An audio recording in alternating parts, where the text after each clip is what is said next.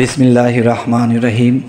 হে জগতবাসী, আজ আমি আপনাদের সামনে যে আলোচনাটি নিয়ে আসলাম সে আলোচনাটি হলো, দেখেন, আমরা এই পৃথিবীতে চলছি ফিরছি, খাচ্ছি, ঘুমাচ্ছি, কাজ করতেছি, কিন্তু আমরা আসল কাজগুলো করা হচ্ছে না।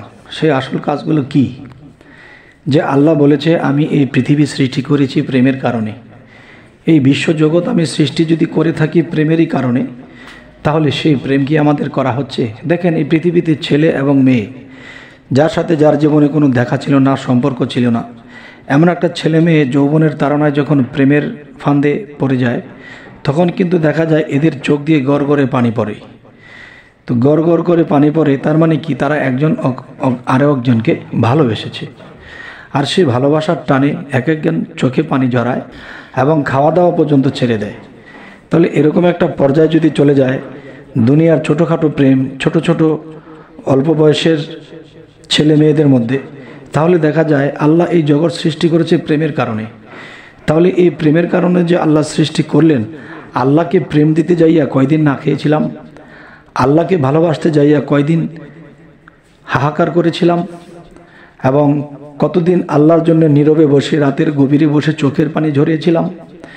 এটা করিনি।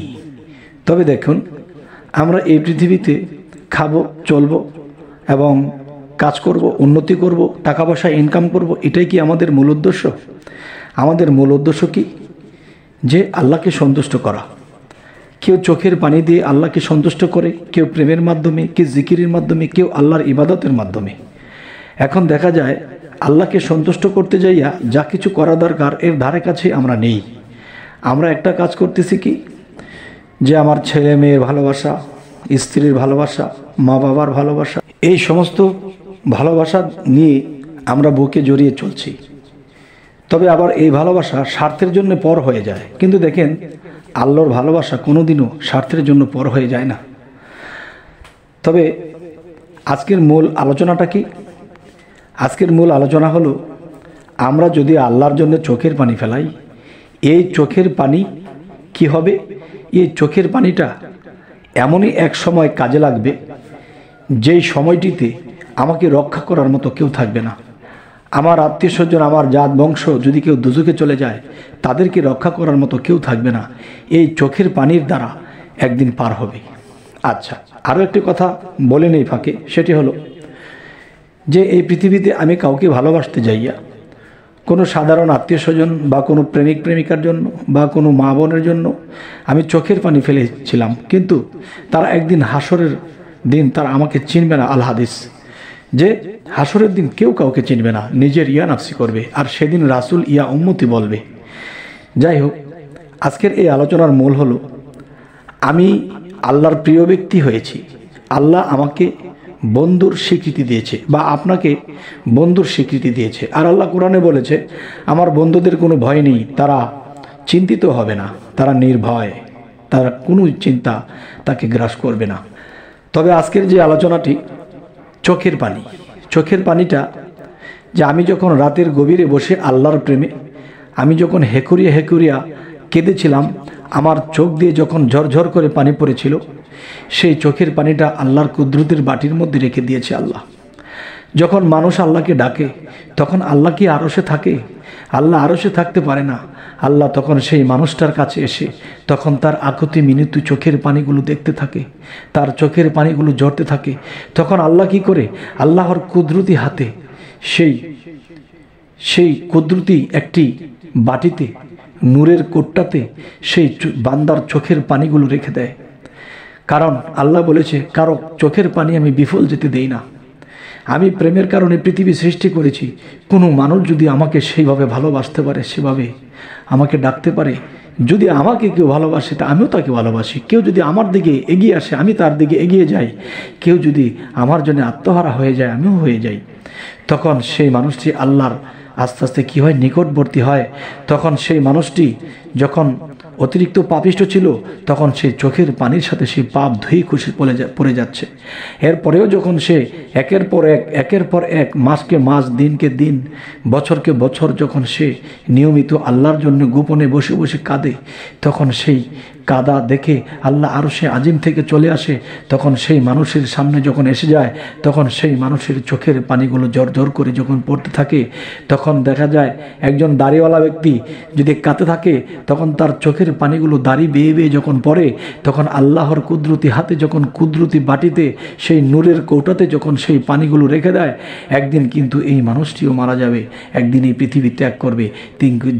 যেদিন আল্লাহ, যেদিন হাসর, যেদিন মানুষের বিপদকাল এসে যাবে, সবাই যখন ইয়া নফসি করবে, তখন উলিয়াদেরকে মেঘের ছায়াতে রাখবে আর বলবে, আপনারা ইয়া নফসি করবেন না, আপনারা চিন্তিত কেন, আপনারা চিন্তিত না, আপনারা কখনো চিন্তিত হবেন না, আপনাদের কোনো ভয় নেই, আমি আল্লাহ আপনাদের পাশে আছি। সুবহানাল্লাহ, আলহামদুলিল্লাহ।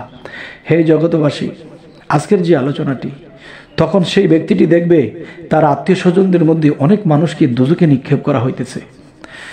যখন দোজখে নিক্ষেপ করা হইতেছে, তখন সেই মানুষটি বলতেছে যে, হে আল্লাহ, আমার আত্মীয় স্বজন জাত বংশ যারা ছিল তাদেরকে কেন দোজখে দেওয়া হচ্ছে?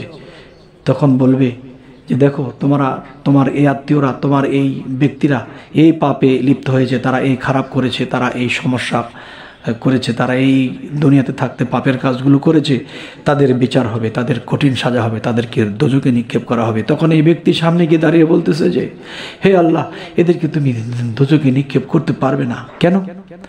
দেখো, এদের মধ্যে অনেকে আমাকে সাহায্য সহযোগিতা করেছে, আমাকে তারা ভালোবেসেছে, হয়তো তাদের জীবনে কিছু একটা পাপ আছে, তবে ওগুলো তুমি মাফ করে দাও। তখন আল্লাহ বলবে, যদি এদেরকে আমি মাফ করতে যাই তাহলে অনেক পাপী আছে, এদেরকেও মাফ করতে হবে, সুতরাং সে যতটুকু পাপ করেছে অতটুকু তার দোজখে ভোগ করতে হবে। তখন আল্লাহকে বলতেছে, হে আল্লাহ, আপনি যদি আমার ইবাদতে, আমার সমস্ত কিছুতে যদি আপনি খুশি হয়ে থাকেন, আমাকে বন্ধু স্বীকৃতি দিয়ে থাকেন, তাহলে আমার উছিলায় আপনি এদেরকে দোজখে দিতে পারবেন না। তখন বলতেছে যে, হে বন্ধু, হে দোস্ত, শোনো, যে এখানে বিষয় হলো যে যতটুকু পাপ করেছে তার অতটুকু ভোগন্ত ভুগতে হবে, এরপরে আবার তারা বেহেশতে যেতে পারবে।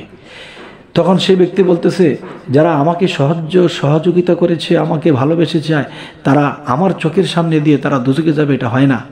তখন আল্লাহকে বলল, হে আল্লাহ, আপনি আমাকে সেই দোজখে নিক্ষেপ করেন। তখন আল্লাহ, কি সম্ভব?